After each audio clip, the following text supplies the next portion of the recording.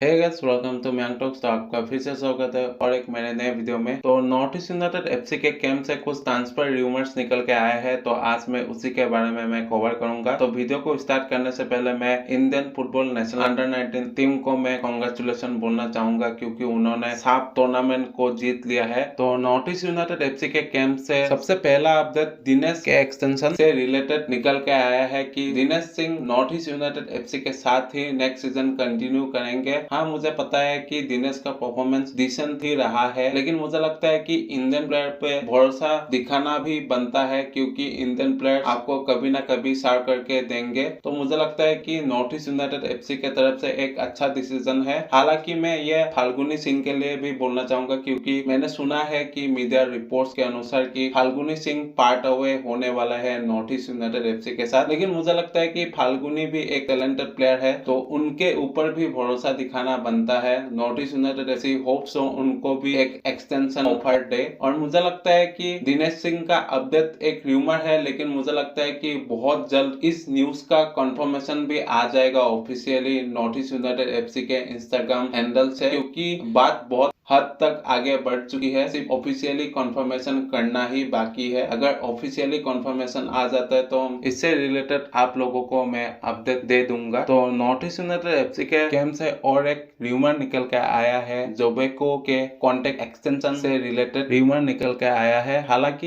यह अपडेट इतना ज्यादा स्ट्रॉन्ग सोर्स से पता नहीं चला है, यह अपडेट फेक भी हो सकता है। और वैसे भी मैं नहीं चाहता हूँ कि जोबेको नॉर्थ ईस्ट यूनाइटेड एफसी के लिए कंटिन्यू करे, क्योंकि उनका एज अभी फिलहाल 36 चल रहा है, यानी कि आईएसएल के आने तक उनका एज 37 हो जाएगा। तो मुझे लगता है कि एज ए डिफेंडर 37 एज तक खेलना उतना ज्यादा आसान नहीं है। और आईएसएल एक लंबा टूर्नामेंट है, और आईएसएल में उतना ज्यादा गेम्स के बीच में गैप भी नहीं मिलता है, और आईएसएल में ट्रेवल भी करना पड़ता है। Then North East United FC के लिए जोबेको बहुत ही ज्यादा अच्छे प्लेयर रहे हैं, लेकिन मुझे लगता है कि जोबेको को टैकल भी करना पड़ेगा, जिसके वजह से उनको थोड़ा बहुत क्रैम्प से सफर करना पड़ सकता है। और क्रैम्प से अगर सफर करेंगे जोबेको, तो अनफॉर्चुनेटली जोबेको इंजर्ड रहेंगे, जिसके वजह से नॉर्थ ईस्ट यूनाइटेड एफसी को भारी नुकसान झेलना पड़ेगा। देखो, मेरे कहने का सिंपल मतलब यह है कि आईएसएल में प्लेयर्स को रिकवर करने का टाइम कम मिलता है, और वैसे भी थोड़ा बहुत एज होने के बाद प्लेयर्स को रिकवर करने में बहुत ही ज्यादा टाइम लगता है। उसी के वजह से मुझे लगता है कि जोबेको को एक्सटेंड करना नॉर्थ ईस्ट के पॉइंट ऑफ व्यू से बिल्कुल ही अच्छा नहीं होगा। और मैंने स्ट्रॉन्ग सोर्स से सुना है कि नॉर्थ ईस्ट यूनाइटेड एफसी तीरी के साथ बातचीत कर रही है। तो तीरी को अगर North East United FC sign कर लेती है, तो कहीं ना कहीं नॉर्थ ईस्ट यूनाइटेड एफसी के पास फिर से वो डिफेंस में कॉम्पैक्टनेस दिखने लगेगा। और मैंने तीरी के बारे में ऑलरेडी कवर कर दिया है, तो मैं उसके बारे में मैं ज्यादा डिटेल्स में मैं बात नहीं करूंगा। आप लोगों को अगर देखना है तो मैं लिंक डिस्क्रिप्शन में डाल दूंगा। तो आज के लिए इतने ही। इसी तरह के अपडेट, एनालिटिक और प्रेडिक्शन के लिए मैंग टॉक्स के साथ बने रहे। अगर आपको अच्छा लगता है तो लाइक कीजिए, सब्सक्राइब कीजिए और बेल आइकन को दबाइए। और मैं मिलता हूँ किसी नए वीडियो में किसी नए टॉपिक के साथ।